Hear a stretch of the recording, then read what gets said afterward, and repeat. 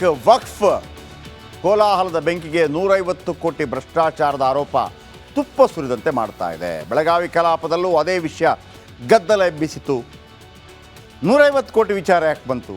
ಯಾರೀ ಅನ್ವರ್ ಮಾನಿಪ್ಪಾಡಿ? ಅವರ ವರದಿ ಏನು? ಏನಾಗಿದ್ರು ಅವರು? ಎಲ್ಲ ವಿಚಾರಗಳ ಬಗ್ಗೆ ಒಂದು ರಿಪೋರ್ಟ್. 150 ಕೋಟಿ ಅಂಬಿಷನ್ ಕೊಟ್ಟಿದ್ದು ನಾನು ತಗೊಳ್ಳೋದಿದ್ದವನು.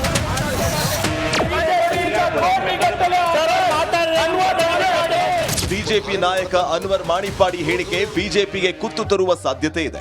ವಕ್ಫ್ ವರದಿ ಬಗ್ಗೆ ಸಿಬಿಐ ತನಿಖೆ ಆಗಬೇಕು, ಬೇಡ ಅನ್ನೋದ್ರ ಬಗ್ಗೆ ಸದನದಲ್ಲಿ ಕದನವೇ ನಡೀತು. ಸಿಬಿಐ ತನಿಖೆ ಮಾಡಿಸ್ಲಿ ಅಂತ ಬಿಜೆಪಿ ಕೂಗಾಡಿದ್ರೆ ಬಿಜೆಪಿಯೇ ಪತ್ರ ಬರೀಲಿ ಅಂತಿದೆ ಕಾಂಗ್ರೆಸ್. ಒಂದು ಸಂತೋಷ ತರ್ತಕ್ಕಂಥ ಸಂಗತಿ ಅಂತ ಹೇಳಿದ್ರೆ, ಈ ನಾಡಿನ ಗೌರವಾನ್ವಿತ ಮುಖ್ಯಮಂತ್ರಿಗಳಿಗೆ central bureau of investigation CBI ಬಗ್ಗೆ ಬಹಳ ವಿಶ್ವಾಸ ಬಂದಿರತಕ್ಕಂಥದ್ದು ತುಂಬಾ ಸಂತೋಷ ತರ್ತಕ್ಕಂಥ ವಿಚಾರ. ಆದ್ರೆ ಇದ್ರ ನಡುವೆ ನಾನು ಇವತ್ತು ರಾಜ್ಯದ ಮುಖ್ಯಮಂತ್ರಿಗಳಿಗೆ ನಾನು ಮಾತನಾಡಲಿಕ್ಕೆ ಇಚ್ಛೆ ಪಡ್ತೇನೆ, ಸವಾಲನ್ನು ಕೂಡ ಹಾಕ್ತಾ ಇದ್ದೇನೆ. ಇವತ್ತು ನನ್ನ ಮೇಲೆ ಇವತ್ತೇನು 150 ಕೋಟಿ ಇವತ್ತು ಆರೋಪ ಮಾಡಿದ್ದಾರೆ, ಅದ್ರ ಬಗ್ಗೆನೂ ಕೂಡ ತನಿಖೆ ಆಗಲಿ, ಅದ್ರ ಬಗ್ಗೆನೂ ಕೂಡ ತನಿಖೆ ಆಗಲಿ.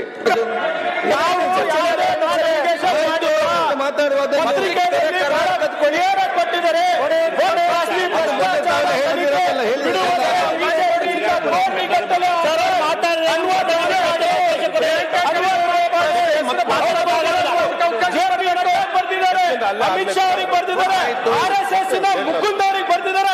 ಅವಾಗ ಯಾಕೆ ಸಿಬಿಐ ಕೊಟ್ಟಿಲ್ಲ ನೀವು? ಪ್ರೈಮ್ ಮಿನಿಸ್ಟರ್ ಬಂದಾಗ ಸಿಬಿಐ ಕೊಟ್ಟಿಲ್ಲ ನೀವು? ಈಗೆಲ್ಲ ನಾವೇ ಇರಬೇಕು ಹಗರಣದಲ್ಲಿ.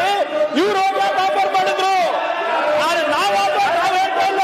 ಅನ್ವರ್ ಮಾನಿಪ್ಪಾಡಿ ಯಾರು?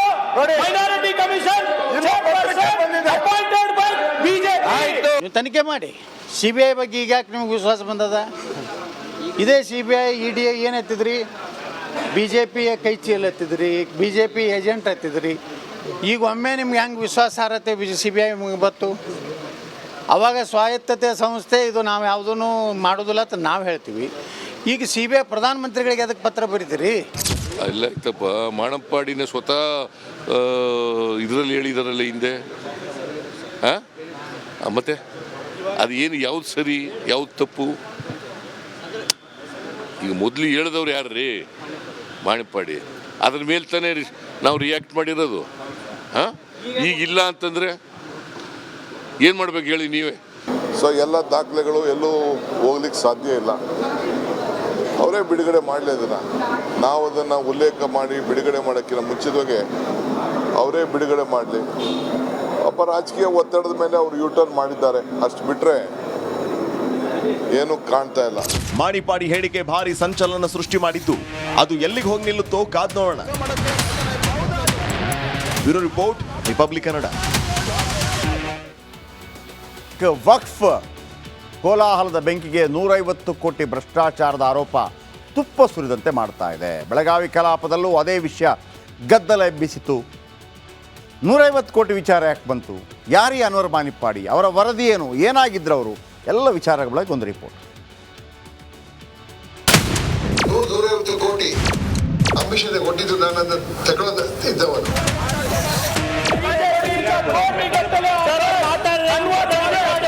ಬಿಜೆಪಿ ನಾಯಕ ಅನ್ವರ್ ಮಾಣಿಪ್ಪಾಡಿ ಹೇಳಿಕೆ ಬಿಜೆಪಿಗೆ ಕುತ್ತು ತರುವ ಸಾಧ್ಯತೆ ಇದೆ.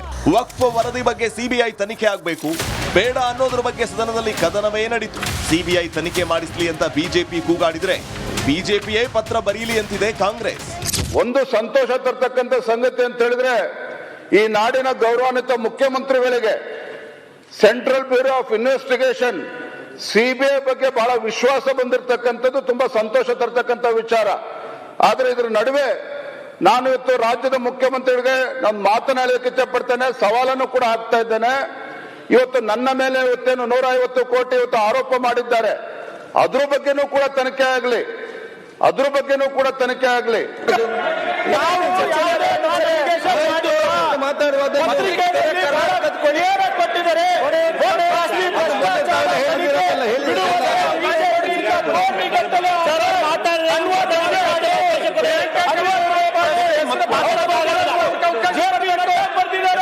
ಅಮಿತ್ ಶಾ ಅವರಿಗೆ ಬರ್ತಿದ್ದಾರೆ, ಆರ್ಎಸ್ಎಸ್ ಮುಕುಂದ್ ಅವರಿಗೆ ಬರ್ತಿದ್ದಾರೆ. ಅವಾಗ ಯಾಕೆ ಸಿಬಿಐ ಕೊಟ್ಟಿಲ್ಲ ನೀವು? ಪ್ರೈಮ್ ಮಿನಿಸ್ಟರ್ ಬಂದಾಗ ಸಿಬಿಐ ಕೊಟ್ಟಿಲ್ಲ ನೀವು? ಈಗೆಲ್ಲ ನಾವೇ ಇರಬೇಕು ಹಗರಣ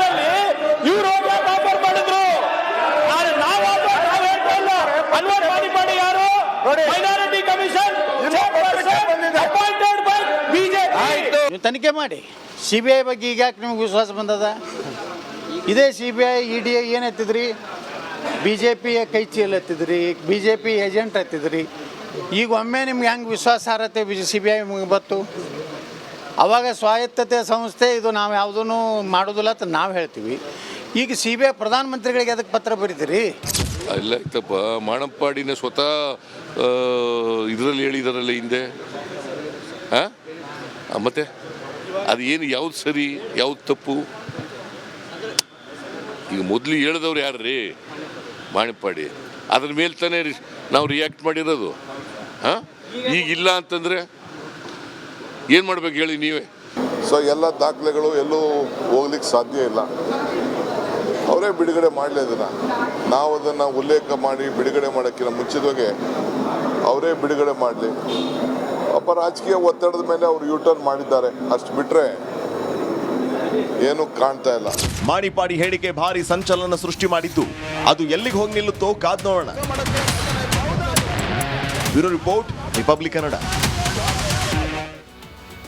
ಬಾಬು ಜಗಜೀವನ್ ರಾಮ್, ಮಾಜಿ ಉಪಪ್ರಧಾನಿ, ಒಬ್ಬ ದಲಿತ ನಾಯಕ, ಪ್ರಧಾನಮಂತ್ರಿ ಆಗುವಂಥ ಒಂದು ಅವಕಾಶ ಇರುತ್ತೆ ಬಾಬು ಜಗಜೀವನ್ ರಾಮ್ ಅವರಿಗೆ. ಆಗ ಆಗಿನ ಕಾಲದಲ್ಲಿ ಭಾಳ ದೊಡ್ಡ ಚರ್ಚೆ, ಬಾಬು ಜಗಜೀವನ್ ರಾಮ್ ಈಗ ಇಲ್ಲಿ ತನಕ ಒಬ್ಬ ದಲಿತ ಪ್ರಧಾನಿ ಆಗಿಲ್ಲ ಅನ್ನುವಂಥ ಒಂದು ಕೂಗಿದೆ ಎಲ್ಲರೂ ಕೂಡ. ಹೈಯೆಸ್ಟ್ ನಾವಿದ್ದೀವಿ ಆಗಿಲ್ಲ ಅಂಥೇಳಿ. ಬಾಬು ಜಗಜೀವನ್ ರಾಮ್ಗೊಂದು ಅವಕಾಶ ಇತ್ತು ಅಂತ ಆಗಲಿಲ್ಲ, ಅದು ಅಂತೇಳಿ ಅವರಿಗೆ ಬರೆದಂಥ ಪತ್ರ. ಗೋವಿಂದ ವಲ್ಲಭ ಪಂತ್, ಮಾಜಿ ಗೃಹ ಸಚಿವರು, ಭಾಳ ಪೂಜ್ಯರು ಇವರೆಲ್ಲ. ಸೊ ಇವರಿಗೆಲ್ಲ ಬರೆದಿರುವಂಥ ಪತ್ರಗಳು ಕೊಡಿ ಅಂತ ಕೇಳ್ತಾ ಇದ್ದಾರೆ. ಇದು ದೊಡ್ಡ ಮಟ್ಟದಲ್ಲಿ ಚರ್ಚೆಗೆ ಕಾರಣ ಆಗುತ್ತೆ ಮುಂದಿನ ದಿನಗಳಲ್ಲಿ. ಕಾದು ನೋಡೋಣ ಏನು ಬರೆದಿದ್ರು. ಬ್ರಿಟಿಷ್ ಸರ್ಕಾರಕ್ಕೆ ಬರೆದಂಥ ಪತ್ರಗಳು ಹೀಗೆಲ್ಲ ಇರುತ್ತಲ್ಲ. ಸೊ ಇಲ್ಲಿ ಒಂದು ಸಣ್ಣ ಪಾಲಿಟಿಕ್ಸ್ ಕೂಡ ಹೇಳ್ತೀನಿ ಅನ್ನೋದು. ಸೊ ನೆಹರು ಬರೆದಂಥ ಐತಿಹಾಸಿಕ ಪತ್ರಗಳು ಇದೀಗ ಗಾಂಧಿ ಕುಟುಂಬದ ಬಳಿ ಇವೆ. ಅವುಗಳನ್ನು ಹಿಂದಿರುಗಿಸುವಂತೆ ಪ್ರಧಾನಮಂತ್ರಿ ಮ್ಯೂಸಿಯಂ ಮತ್ತು ಲೈಬ್ರರಿ ಸೊಸೈಟಿ ಸದಸ್ಯ ರಿಜ್ವಾನ್ ಖಾದ್ರಿ ರಾಹುಲ್ ಗಾಂಧಿಗೆ ಪತ್ರ ಬರೆದಿದ್ದಾರೆ. ಯಾಕಂದರೆ 2008ರಲ್ಲಿ ಆ ಪತ್ರಗಳನ್ನೆಲ್ಲ ಕಾಂಗ್ರೆಸ್ ನಾಯಕಿ ಸೋನಿಯಾ ಗಾಂಧಿ ತಗೊಂಡು ಹೋಗಿದ್ದಾರೆ. ಅಂದರೆ ನಮ್ಮ ಫ್ಯಾಮಿಲಿ ಪತ್ರ ಅಂಥೇಳಿ. ಆದರೆ ಈಗ ಏನು ಅಂತಂದರೆ ಅದು ಫ್ಯಾಮಿಲಿ ಪತ್ರ ಆಗೋದಿಲ್ಲ, ಅದು ದೇಶದ ಆಸ್ತಿ ಅಂತೇಳಿ. ಅದಕ್ಕೆ ಮುಖ್ಯ ಕಾರಣ ಕೂಡ ಇದೆ. ಸಂಬಿತ್ ಪತ್ರದನ್ನು ಹೇಳ್ಬೋದು. ಈ ಎಡ್ವಿನಾ ಮೌಂಟ್ ಬ್ಯಾಟನ್ ಇದ್ದಾರಲ್ಲ, ಎಡ್ವಿನಾ ಮೌಂಟ್ ಬ್ಯಾಟನ್ ಅಂದರೆ ನಮ್ಮ ಮೌಂಟ್ ಬ್ಯಾಟನ್ ಕೊನೆ ವೈಸ್ರಾಯ್ ಅವರ ಪತ್ನಿ ಎಡ್ವಿನಾ ಮೌಂಟ್ ಬ್ಯಾಟನ್. ಅಂದರೆ ಆಗಿನ ಕಾಲದಲ್ಲಿ ಮತ್ತು ತುಂಬ ಒಂದು ಚರ್ಚೆಯಲ್ಲಿದ್ದಂಥ ವಿಚಾರ, ಅದೇನೋ ಪ್ರೇಮ ಇತ್ತಂತೆ, ಮತ್ತೊಂದಿತ್ತಂತೆ, ಒಂದು ಗುಸು ಸತ್ಯಾಂಶ ಗೊತ್ತಿಲ್ಲ, ಅಂದರೆ ಒಂದು ಗುಸು ಅದು ಏನೋ ಒಂದು ಕೆದಕ್ಲಿಕ್ಕೋ ಗೊತ್ತಿಲ್ಲ. ಸೊ ಹಾಗಾಗಿ ಸಂಬಿತ್ ಪಾತ್ರ BJP ಸಂಸದ ಹೇಳ್ತಾರೆ ಅದೆಲ್ಲ ಐತಿಹಾಸಿಕ ಪತ್ರ, ನೀವು ಮನೇಲಿ ತೊಗೊಂಡೋಗಿ ಅದೆಲ್ಲ ಗೊತ್ತಾಗಬೇಕು ಅನ್ನೋ ರೀತಿಯಲ್ಲಿ ನಾವು ಮಾತಾಡಿದ್ದಾರೆ. ಕೇಳಿಸ್ಕೊಳ್ಳಿ, ಆಮೇಲೆ ಅದರ ಬಗ್ಗೆ ಡೀಟೇಲ್ಸ್ ಹೇಳ್ತೀನಿ. मित्रों, मैं ये कहना चाहता हूं कि this is a historical heritage, ये इतिहास की विरासत है. ये किसी परिवार का अपना प्रॉपर्टी नहीं है. ये चिट्ठियां क्योंकि मेरे दादा ने लिखी या मेरी नानी ने लिखी, मेरे पिताजी ने लिखा, इसलिए ये मेरी प्रॉपर्टी है, दिस इज एंटाइटलमेंट. ये नहीं हो सकता है. ये राष्ट्र का धरोहर है. देश के इतिहास को अच्छे तरीके से समझने के लिए, जानने के लिए ये अनिवार्य है